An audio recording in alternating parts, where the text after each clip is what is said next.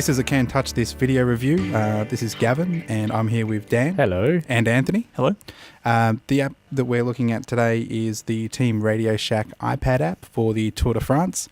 Now, we've had to start the app before recording because we actually have issues with the orientation from landscape or portrait to landscape. If lying down and we tilted it, it doesn't actually carry across, and everything, the layout gets all messed up. Yeah, So it's a bug. That's one. It's a bug. It's minus 1 point. Minus 1 point already. Before we've even started. But Team Radioshack is obviously participating in the Tour de France. Lance Armstrong is their star rider. Hence, they've got an app to follow all the action as it happens. When you start the app up, you're given a bit of an overview as to what's happening. So you've got some news, some photos. There's also a couple of videos in there as well. Clicking on those will take you through to them, or down the bottom we have photos and also videos, and some of the photos are quite nice. There's some good photography in there, and obviously as the tour progresses they'll update. That guy has a blood nose, by the look of it. Did he? Look at that. He's got something stuffed up his nostrils. Got the cotton stuffed up his nose. Fantastic. Is that for blood nose, or is that just for breathing enhancement, maybe? I don't know. Look, isn't that what they do in the footy when you have a blood nose? They Yes, crap up tissues in the gauze.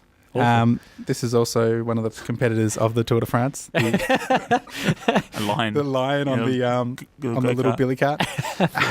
There's also a video section. As you can see, as they play through videos, you can make them full screen. We had to preload it though. We had to preload it because it was very, very slow and sluggish. Minus another point. Not sure exactly what was happening there. Look, the quality isn't great, I guess because they seem to be filmed like just out and about. It's out and with about. the team. It is, and they're not using professional gear. You can tell just by the noise from the video. But look, it's good to be able to see. It's not recorded on an iPhone 4, that's for sure. It's not HD. But we can bring that back. Okay. Scroll through down the bottom here. There's more videos, and I said, as things progress, there'll be a lot more content. But it's all based around Radioshack. So one thing that's kind of missing is.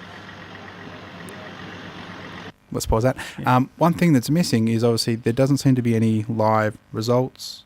So like stats. Rankings, stats. Yep. Yeah, it's more of a look what we're doing. News. A news branding. It's obviously Team Radioshack. It's an advertising. It is a free app, so I guess you can't complain too much about the price.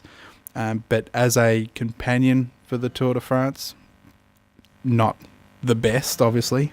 What about if you really were following Radioshack, Team Radioshack? You're probably interested in the news, but like you say, if it doesn't have stats, it's kind of hard to follow live. Yeah. And even when we're looking at the news, it's got behind the scenes.